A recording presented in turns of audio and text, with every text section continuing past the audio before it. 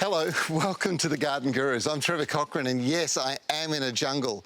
This is just absolutely beautiful, pristine rainforest here on Christmas Island. Christmas Island and Cocos Keeling Islands are part of the Indian Ocean territories, one of the territories of Australia, and this is one of those destinations you can get away to really experience the tropics. Well, welcome to the Garden Gurus. We've got a fantastic program packed full of more inspiration just like this. Here's what's coming up on today's show. Ever had problems with gutless sandy soils? Well, Nige shows you the way to fix them permanently. Pebble art is easy and Nev has a crack at it in his garden. And I'll catch up with a professional landscaper who's using state-of-the-art technology to save water. Dig, dig, dig, dig, digging around. Dig, dig, dig, dig, digging the ground. I got my spade, I got my hoe, I got my rake, and I'm ready to go. It's incredible the effect a good soil has on your garden. Your plants are only as good as the soil they're growing in is something you hear time and time again, because it's true. Sandy soils are depleted of minerals essential for healthy plant growth. Being fast draining, they leach water and nutrients very quickly, and you're left with nothing. To improve sandy soils, we generally add compost and organic matter, which are excellent, but do need regular topping up. And as they break down, they can leave a waxy coating on sand particles, which repels water, making the soil hydrophobic. Perth is on a sandy plain, and it's from here, due to necessity no doubt, that a wonderful soil improvement has emerged called Soil Solver. Soil Solver contains a scientifically proven blend of kaolin, clay, silt and essential minerals to turn your sandy soil into a fertile loam, something it's been doing in WA for 10 years now with amazing results. I know Trev's been using this for years and his garden, folks, is unbelievable. Kaolin is no ordinary clay and differs from other sticky clays like bentonite, which tend to stick to themselves, forming clods of clay rather than sticking to the sand particles, creating a better water and nutrient-holding soil structure, which is what you want. It holds the sand and humus particles, holding moisture in the soil to release water and nutrients to plants. It retains moisture, prevents runoff and nutrients leaching into river systems, and it reduces watering requirements by up to 60%. Soil Solver is easy to use. Just mix through 10 kilograms per square metre of sandy soil with some matured compost before planting or into existing beds. It's also great for sandy lawn soil prep. Remember, do it once for a permanent change. Soil Solver is a great Aussie invention, proven in WA for years and now available in Victoria, South Australia and from Flower Power in New South Wales.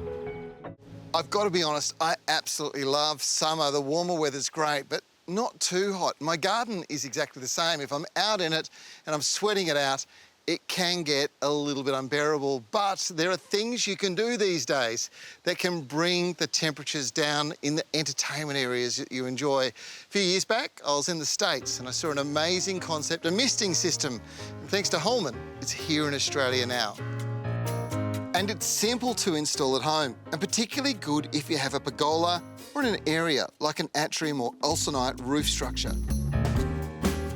Now, the kit comes with everything you're going to need. There's all sorts of things, all your pipe fittings, you've got nails, you've even got a pipe cutter. You've, of course, got the pipe as well.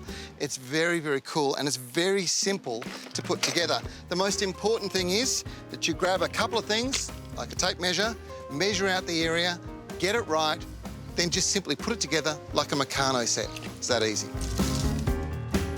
There's 25 metres of piping here, so it goes a long way. My goal is to run a perimeter line around the outside of the pergola. The pergola is reasonably high, so by the time the mist has fallen, it will have evaporated. And this evaporation process causes the temperatures to drop by as much as 10 degrees Celsius. Now, this really is a simple DIY project anybody can do. If you're wondering about the distance between each of the misting nozzles, well, I've set it at about 1 metre and it's only approximate. You can have less, you can have more. It depends on how much mist you want floating around. The one thing that's vitally important is this tip.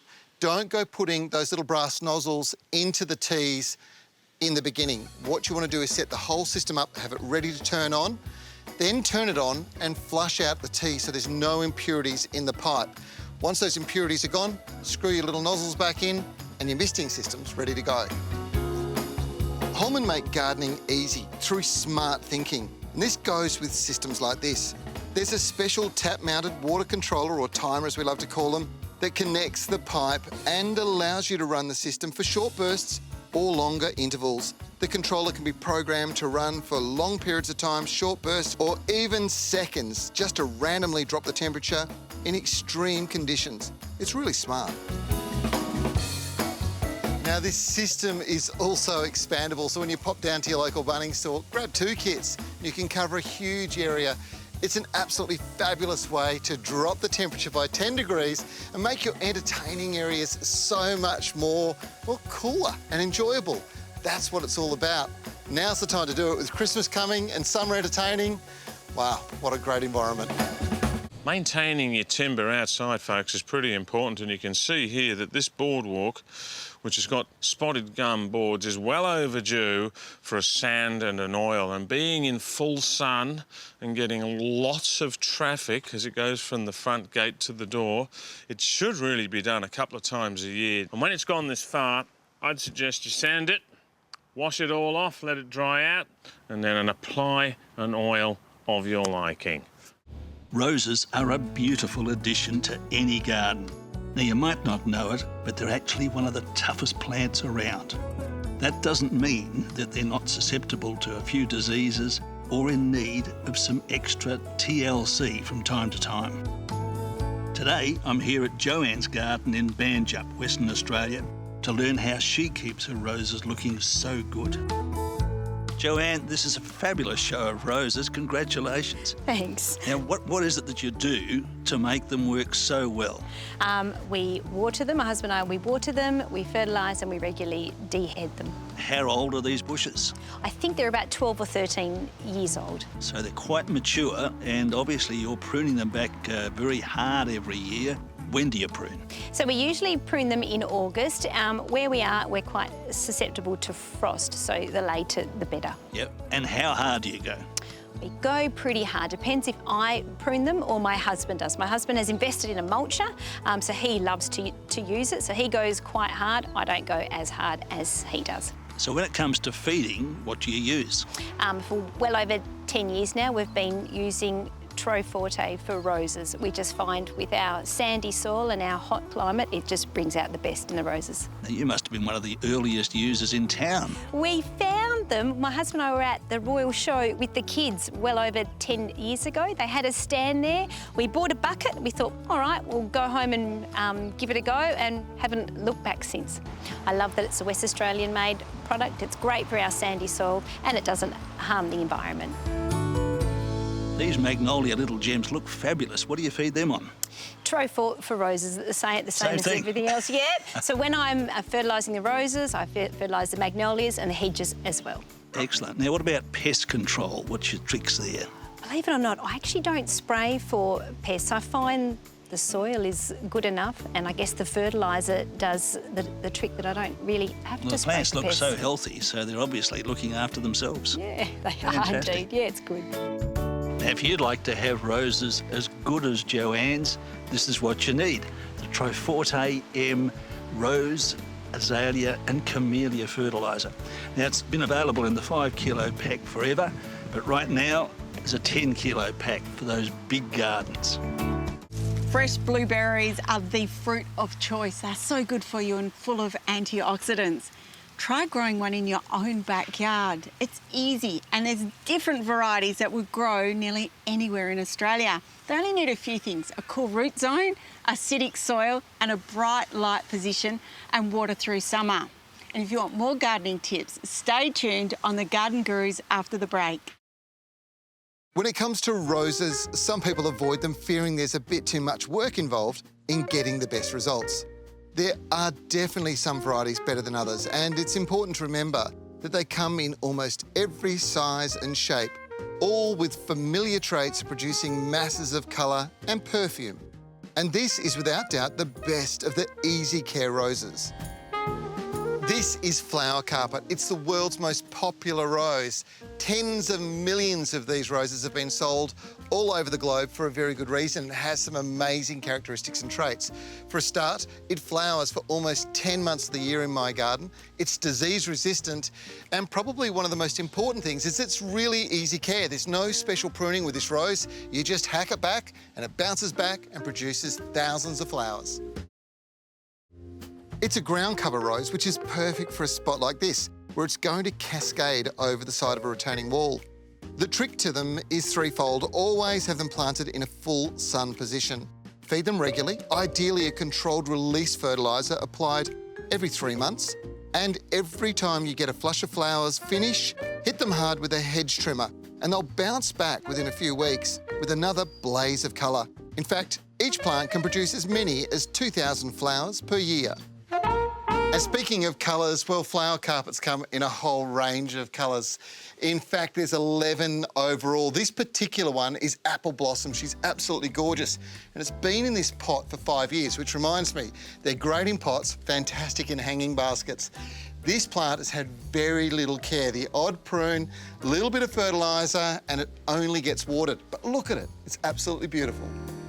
Remember, they are a landscape rose, and if you're looking for a bush-style rose that's got similar characteristics, I've got some good news. Next week, Nev will introduce the latest innovation from the same breeder, an innovation 25 years in the making, and one that's going to turn the rose world upside down once again. If you cultivate plants for their medicinal properties, you can go no further than planting 2, Brahmi, the memory herb, and Pennywort, the arthritis herb. Now, my kids tell me my memory's going often. I don't think it is, but they do. So I'm planting the memory herb and the arthritis herb for my stiff joints at my back door. This is going to fix everything, and you've got your own natural medicine chest right there when you need it. If you've never grown your own medicine chest, it's time to give it a go. I can guarantee the benefits will certainly be worth it. While these plants will grow in the ground, place them in a pot. Select one on the larger size. The more soil around the roots, the better, because it keeps the root system cool throughout the hot weather. Both these varieties will thrive where they don't dry out.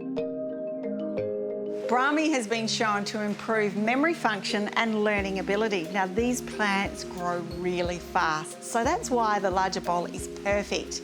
And get them established before you start harvesting. And you take about 3 10-centimetre long sprigs, put them with some green tea, and drink it all day, every day. Pennywort is so easy to grow and well recognised for its anti-inflammatory properties. A vigorous ground cover, it will grow in a pot or in the ground, creeping around other shrubs.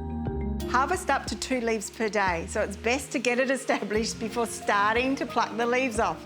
Remember, harvest leaves before you apply sea salt and power feed.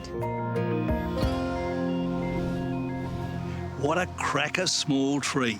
This is the Canary Island dragon tree, an excellent plant for small gardens. Sometimes a special plant in the garden deserves what I call the rock star treatment, something to lift it out of the background and put it on a pedestal. This young Canary Island dragon tree is a beautiful specimen already, with clean blue strappy foliage and an interesting trunk which has old leaf scars creating a pattern. I'm going to give this plant a stage using some of nature's most durable ornaments, pebbles. Now, every stage needs an edge, and these white interlocking edging strips are just the shot. They'll contain my pebbles beautifully, and by the way, both pebbles and the strips are available at Bunnings Warehouse. Installation is a no-brainer, a perfect do-it-yourself job for the weekend. Simply create the shape of the inner boundary and lay the galvanised edge in position using a hammer and a block of wood to prevent any damage to the steel. Next, I'll repeat the operation for the outer shape, an oval. While you can go ahead and load in the pebbles onto the sand, I've found that they tend to work their way into the sand, and they can also allow weeds to take off. So I'm going to lay weed mat. So now I'm going to cut out the weed mat so that it fits all around very evenly and runs up the side, and then peg this in position with these steel weed mat pegs, just the shot for the job. Now it's time to add the pebbles. I'm using white for the inside circle and black around the outside. To achieve good coverage, you'll need about 8 bags per square metre for the white and 11 bags for the black.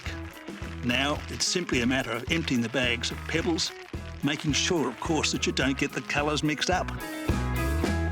Not only do the pebbles look good, at this depth they act as a moisture-saving mulch, and the air spaces between mean that the soil is kept nice and cool underneath.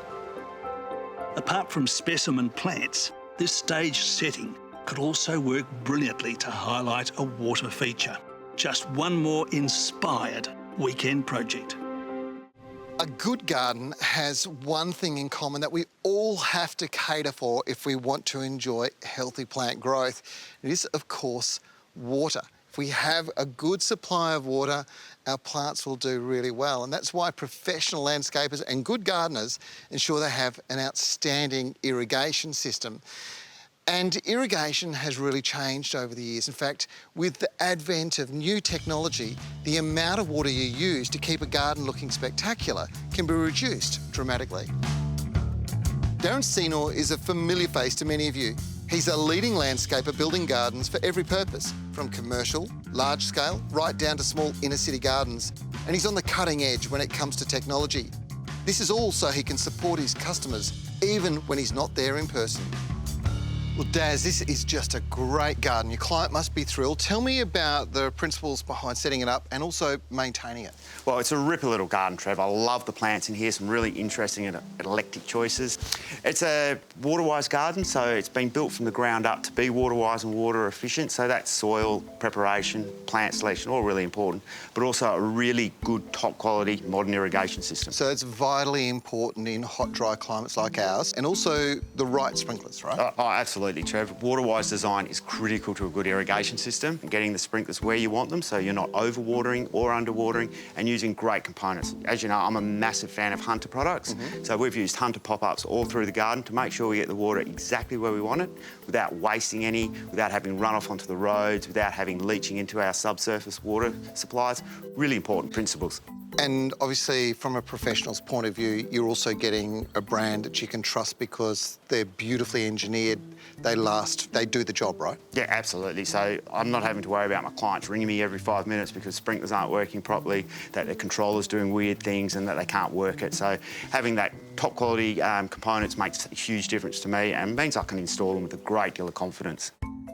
The key to any great irrigation system is the controller. It's like the brain, isn't it? Well, absolutely, Trev. Well, we've installed a Hunter Pro HC here, and that's pretty much the standard controller I put in all my jobs now because they're so user-friendly, but they're so clever as well. Now, you remember the old controllers. I'm sure in those days, they tried to make them as difficult to use as possible. Yep. These modern controllers, like the Hunter HydroWise, are just fantastic. They're smart controllers, and you can access them from your smartphone, tablet, your desktop, whatever, but they're really, really clever as well. They'll do a lot for you without you having to lift a finger. They'll adjust watering rates, they can check your flow rate, so tell you if you've got broken sprinklers, all those sort of things, and you don't have to lift a finger. Absolutely amazing technology. So this effectively helps you save water at home, doesn't it? This is going to reduce the amount of water you're using, so in a way, it's saving you money. Oh, absolutely, and the controller will tell you how much water you're saving. So I've had controllers with savings of well over 50%, and without the clients having to do a single thing, and with the garden still looking absolutely fantastic. It's brilliant. Now, is it hard to set up once you've got your controller in place? And what sort of support do you get after you've actually installed your system? Well, the units themselves and the app and everything are really, really easy to use. They're easy to set up. I'm not a real tech-savvy sort of a person, and I have no problems whatsoever. Hunter have great customer support for the HydroWise, for the contractors or for the residential customers. Anytime I have had a little problem, I've one quick phone call, got it sorted out. It's normally been my fault. And for all my clients that I install the HydroWise controllers, I have them on my contractor's account. If they have any problems, they give me a call. I just do it remotely for them. I rarely have to do any site visits for any of those sort of irrigation issues now. The way the HydroWise controller utilises data that's supplied from things like local weather sources is amazing. It allows you to adjust and to monitor your water usage unlike any system we've ever seen before.